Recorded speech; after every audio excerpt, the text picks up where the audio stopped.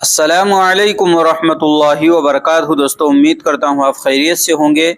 میں ہوں محمد مقصود قاسمی اور آپ دیکھ رہے ہیں باغ مدینہ یوٹیوب چینل۔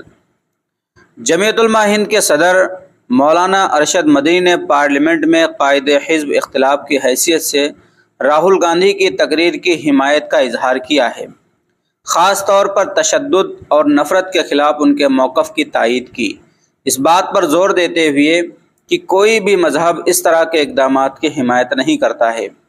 میڈیا کو جاری کردہ ایک بیان میں مولانا مدنی نے بھارت میں موب لنچنگ کے مسلسل مسئلے پر روشنی ڈالی اور سپریم کورٹ کی ہدایات کے باوجود اس کی روک تھام کے لیے سخت قانونی اقدامات نہ کیے جانے پر تنقید کی۔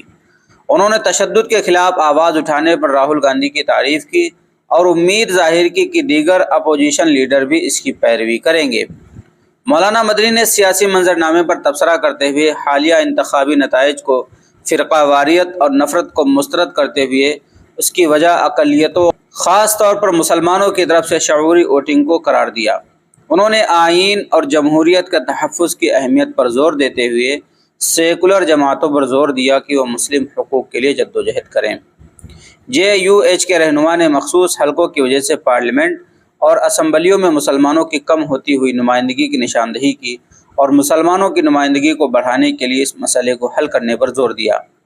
انہوں نے سیکولر پارٹیوں پر زور دیا کہ وہ آئین کے ہدایتی اصولوں کو وفاداری کے ساتھ نافذ کرتے ہوئے جمہوریت اور سیکولرزم کو برقرار رکھیں۔ انہوں نے اس بات پر زور دیا کہ مذہب انسانیت، رواداری، محبت اور اتحاد کو فروغ دیتا ہے اور جو لوگ نفرت اور تشدد پھیلاتے ہیں وہ اپنے عقیدے کے سچے پیروکار نہیں ہو سکتے۔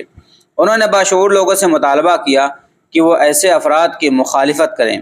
مولانا مدنی نے ہندوستان سمیت دنیا بھر میں مذہبی بنیاد پر تشدد کے پھیلاؤ پر افسوس کا اظہار کیا۔ انہوں نے اس بات کا اعادہ کیا کہ جمعیت علماء ہند نے مسلسل محبت، رواداری اور اتحاد کی وکالت کی ہے۔ انہوں نے موب لنچنگ کی مذمت کی اور اسے تشدد کی ایک وحشیانہ شکل بتاتے ہوئے کہا کہ جو موجودہ قوانین اور سپریم کورٹ کی ہدایات کے باوجود جاری ہیں۔ انہوں نے ایسے واقعات کی روک تھام کے لیے سخت قوانین کا مطالبہ کیا اور حکومت کی جانب سے سنجیدہ کارروائی نہ کرنے پر تنقید کی۔ تو دوستو، یہ تھا مولانا ارشد مدنی صاحب کا بیان کہ سیکولر پارٹیاں مسلمانوں کے حقوق کے لیے جدوجہد کریں۔ اب آپ حضرات کا مولانا ارشد مدنی صاحب کے اس بیان کے متعلق اور انہوں نے جو تائید کی راہل گاندھی کے بیان کی، اس کے متعلق کیا کہنا ہے نیچے کمنٹ کیجئے گا۔ پہلی بار چینل پر آئیں سبسکرائب بھی کر سکتے ہیں۔